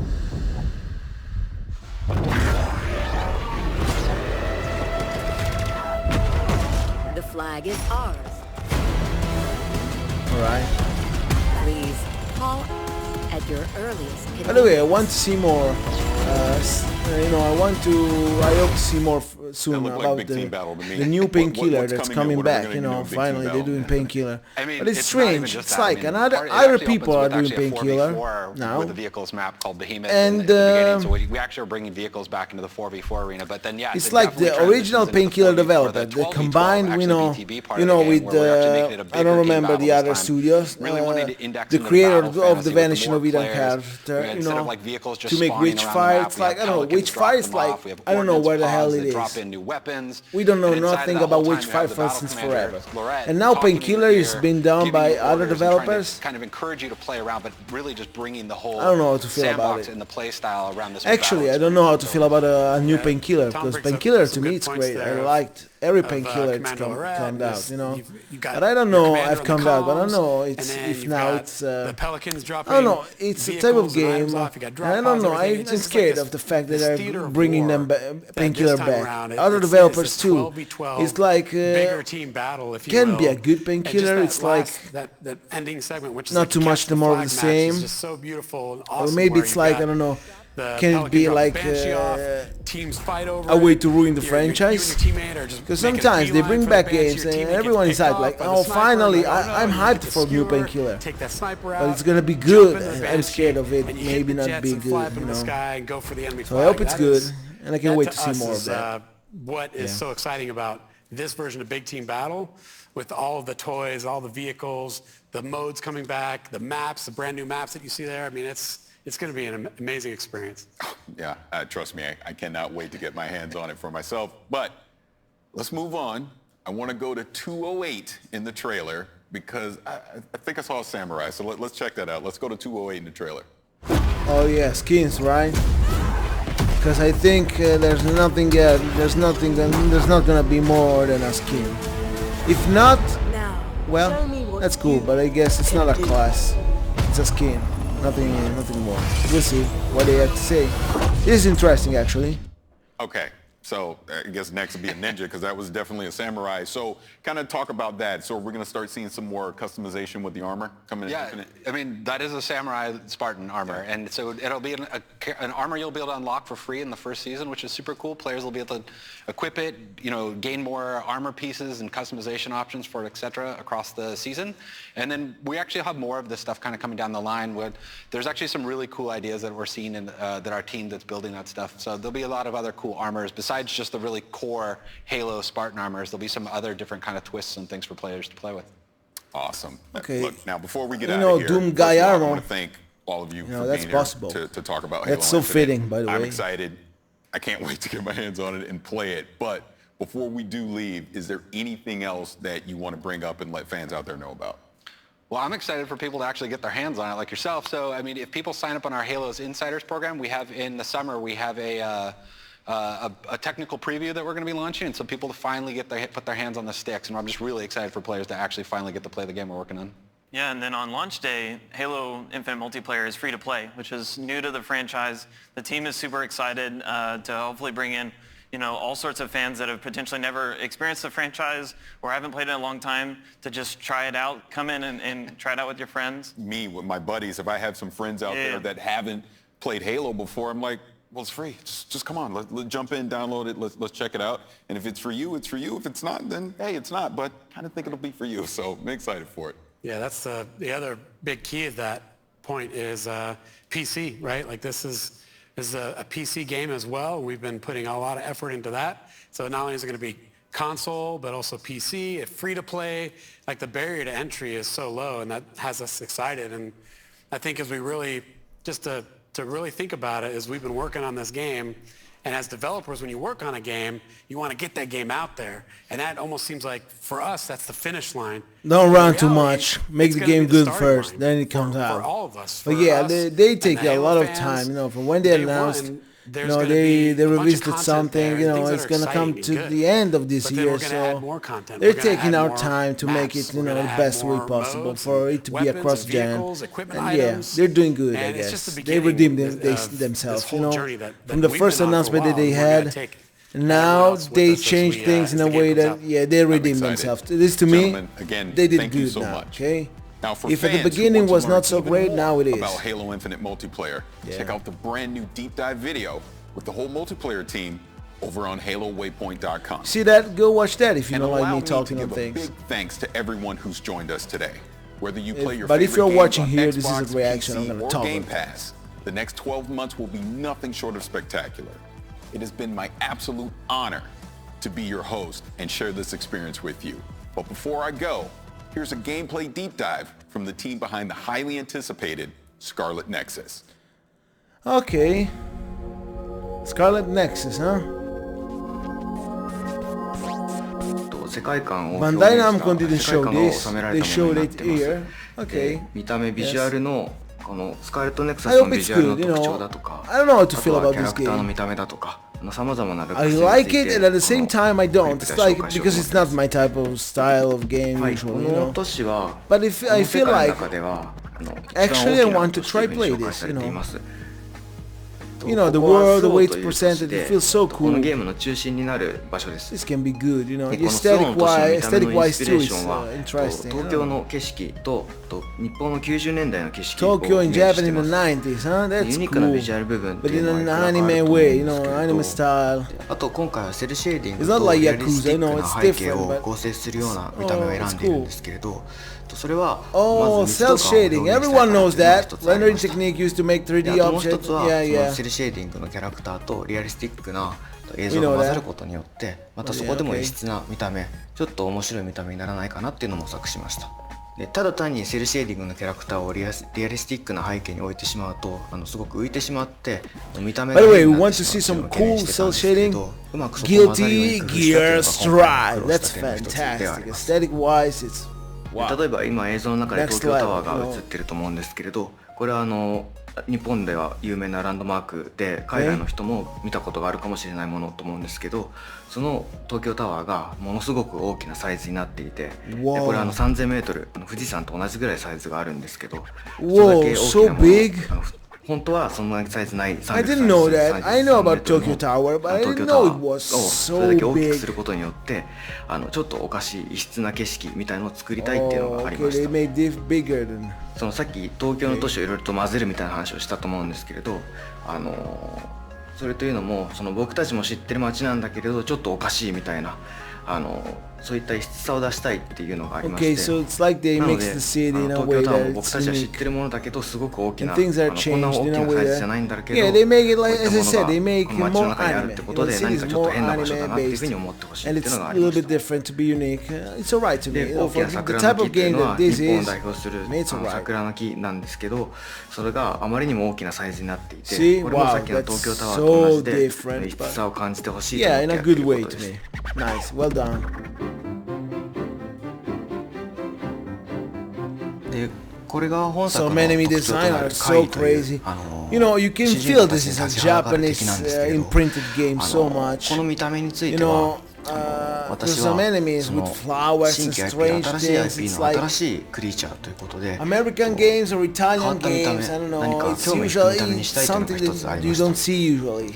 で、そ You の know, 上 the で craziness of the 私たちの design, 感 the 覚とは違う strange ものを things of 取り入れ design たい like というの this, がきっかけにありま it's して、 so Japanese in some way, you know. 実際にアーティスト You の can 力を借り sense て that, こ you の know. 絵画の That's デザイン cool を to 再 me. 現していま It's す。 like unique, you know. で、そのアーティストの表現っていうのは、 Look at this. そ This is so の unique. 美し It's さ like a がありながら crocodile, も、 but その死の世界だと it's か、 a unique そのネ problem. ガ Look ティ at ブなイメー this. ジとポジティブなイメージを一 To つ me, に they're したよ so う cool な as 幻想的な design 表 because 現 they're をする作 so 家の方なん artistic, で you すけ know. ど、 And また yeah, 彼らの動きについ it てこ is だ so わっている unique のは、 too. So it's like 私 you た know, ちの a 知 way っているような生き物 to であ make りそう something であ unique る生き that's 物のよ needed うであっ in て the games 私た industry ちと違う sometimes, も you のであ know. るっていうのを表現したいっていうのがあった This, の the で、 coolness 動 of きの this 中に game 一 is 見動 that 物のよ it うで is so 急に unique, 違 you うような know. 動きをするだとか、 This can 人 be 間のよ actually うでいて cool, you 人間 know. と違うような動きを This する can だ be とか、 good そ for んな real. モーションを取り込んでま As す。 I said, it's not my style. な I ので don't モー know ション if を I 作ると like きに it は人 still. 間っ But ぽい部分だけはモーションキャプチャーを使 some って people るんで will すけど、そう love でない this. 部 I 分は手 already 付け know. な If, どに and し if て they make it good, 人間の動きとそうでない動きをミックスさ it's せる gonna ことで be 不思議な動きにできないか pretty なっていうのを考えていました。はい、共に新入隊員としてこう入隊したキャラクターが2人いるというところで、 Okay, so 同じ two 時系列 characters, から始まって、ただその同じ境遇に置かれている一つの物語をそれぞれの視点から描いていく。でそれぞれ視点で描くことで、その時片方の視点では見えなかった状況とかを別の視点ではこう楽しんでいただける、そういうストーリーの楽しみ方を皆さんに提供したいと思って今回2人の主人公を用意しました。 so it's like Resident Evil 2 remake or Resident Evil 2 in general, where you have, you know, Leon's story and Claire's story. 自分が海から救われたっていう経験を持っていて、 You can bind the story together and create a full unique one story from two different points of view, huh? そしてもう一人がこちらのカサネ・ランドールですね、はい、彼女はですね非常に優れた超能力を持っているもうエリートと呼ばれる、キャラクターですね。海討伐軍からも、スカウトして入隊した、非常に、優秀なキャラクターです。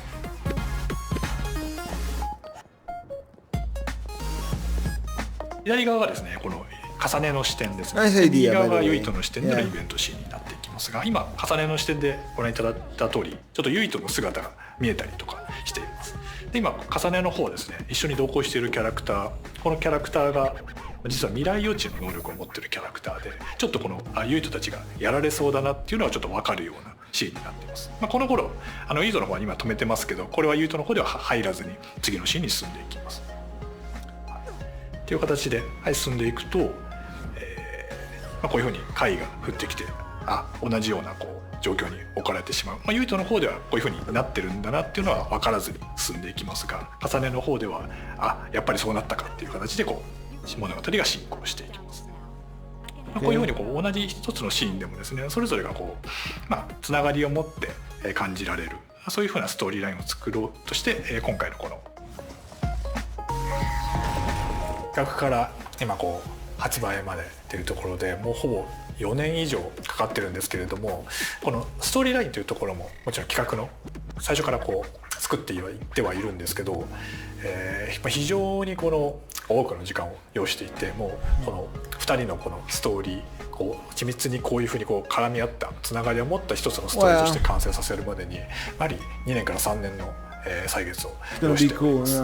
あとはですね、アクションの部分に関しても、開発チームとすごく議論して決めてまして、特にこの念力アクションもどういうふうな念力を使えたら皆さんが分かりやすく直観的にこう気持ちよくなってもらえるかっていうところは、非常にこう開発の中でもですね議論を重ねてできてきた部分がありますので、この念力を使うユイトと重ねのこのストーリーですね、物語っていうのをぜひ楽しんでもらえればと思います。はい、本作はですね、もともと僕がサイボーグ009とかいろんなキャラクターがいろんな能力を使って戦う集団っていうのが大好きで、いろんな能力を使う集団を改めてそのゲーム化したいっていう思いで企画を立ち上げました。あとそのサイキックアクションのもう一つの主軸としてSAS というものがあります。正式名称はストラグルアームズシステムというんですけど、その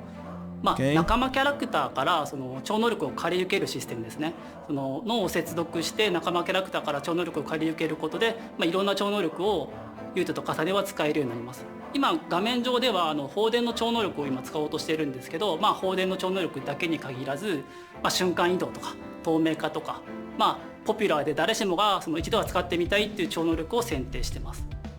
本作のそのキーワードとして赤い線っていうものがあるんですけど、サスを使った時にその赤いケーブルが背中に刺さってその戦うことができますの。そうですね、サスケーブルデザインする時にそのそうですね、見た人のその印象に残ってインパクトに残したいところはまずあったんですね。The fact is that's a little bit unique, actually. 過去タイトル見たときに、例えばキングゲイナーのその刺さって we'll see how it holds up at the end because that's the point. It needs to hold up, it needs to entertain, it needs to be fun, and ケーブルが刺さって戦う様ってところがすごくクールだったので、で、そのあたりはインスパイアされながらそのデザインっていうものを進めた経緯がありますね。I don't know why. I'm hoping good for this game. It's like it's not my interest, but I feel like this can be unique enough and well made enough if they do good, to be cool, in general, to be a great game in general, to be something special in general. Even if I'm not into it, I don't know. Some games like people will love, like for example Persona. I never played Persona. I'm not the type of persona. I will not play Persona, maybe never. It's not my game. I know some people love it, and I know it's good, and this can be the same, And yeah, I'm open for that, As I always say, I love video games in general, and I'm not the type, if it's not my video game, who gives a fuck? No, I'm not like that. It's like, even if it's not my type of game, I hope it's good for people to play, Yeah, Brainfield, huh? And in fact, look at this, there's so many things that you can do in the gameplay, and whoa, that's crazy, this can be, this is gonna be fun. I can say that, this is gonna be fun for sure to play. That's something that, to me, the first part in games, I don't know how people feel about this, but I can say that to me, games, the most important thing in a video games, you can say whatever you want, story, graphic, you can tell me all the things that you want. Hell no, to me, the most important things in video games is the gameplay, because it's a fucking game and I want to play. So give me the best gameplay ever, I'm gonna be happy. It's like people, they played Last of Us Part 2 and they're saying, it's the best game. To me it's not. Tell me whatever you want, the story can be fantastic. The graphics can be amazing. It's like watching a movie sometimes. Okay, but as I always say, if I want to watch a fucking movie, I watch a fucking movie, Whoa, this feels like Cyberpunk, upgrades. Or maybe these are better, I don't know. Maybe this is better, the Cyberpunk.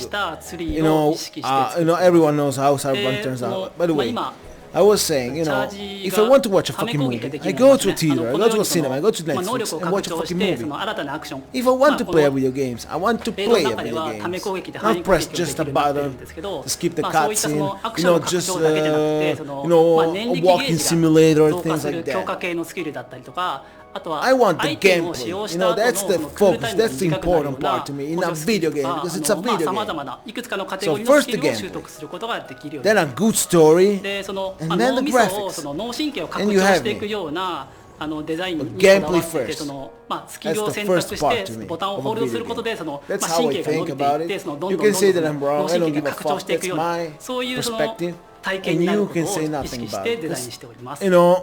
At the end, you know that I'm right. はい、ブレインマップ以外ですと、基本的に If I was talking about レ a ベルアッ movie, プで敵の戦って経験値を積むことで通常のレベルアップでパラメータが底上げされるっていうことに加えて、仲間との絆ですね。仲間と絆形成することでAnd you know, you need to play, you need to gameplay. That's obvious, but yeah, some people it's like don't want to understand. So yeah, give me good gameplay and you get me.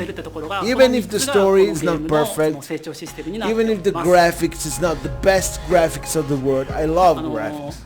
So better they are, better it is to me. But even if not, if the gameplay is solid, it's cool, it's fun, you made a good game. And there's a lot of examples I can do it. But yeah, I will not do them because I don't want to be too much repetitive with this argument. But yeah. 開発チーム一同で、スタッフ個々が全力で携わったタイトルですので、ぜひ楽しみにしていただけると嬉しいです。From my team and I, please enjoy Scarlet Nexus. Yeah, I guess people will enjoy Scarlet Nexus. So yeah, okay, this ended, and yeah, I used this moment, to talk more, not too much for react to things because I did it in the official E3 event, the first one. I used this event just to talk more, more than react to things that they were showing. But I have to say, listen to me, this was good. Nice job, Microsoft. You did it. You did good, and yeah. This was a good reaction too. I think. I hope the volumes were correct because something happened. Like every time happens, and volumes get all distorted again. I changed the volumes again. I redone everything. I changed the settings. I hope it's good. And what's to say about it? This was nice. Some things extra that we see about some games were cool to see. This new look at Scarlet Nexus and this deep dive into Scarlet Nexus, even if I was talking on that, it was like cool. If someone is interested, there's gonna be a full video on YouTube. Go watch that. It's gonna be in higher quality. It's gonna be cool too. And yeah, this was nice. Microsoft, this E3 did it. They nailed it. To me, they nailed it. No matter what people said, Microsoft did the best to me. Better than Nintendo, better than Square Enix, obviously, better than a lot of, the best moment of E3 to me was the reveal of Elden Ring. That's the best moment of E3. But the best conference overall was the Microsoft conference. The one we are already seeing, not this one. The one that we are already seeing. This was just a complement of that. It was neat, interesting enough with just amount of content. Well done, Microsoft. You did good. And yeah, thanks for watching. As always, leave a like, comment, subscribe. We see you all in the next video. Bye.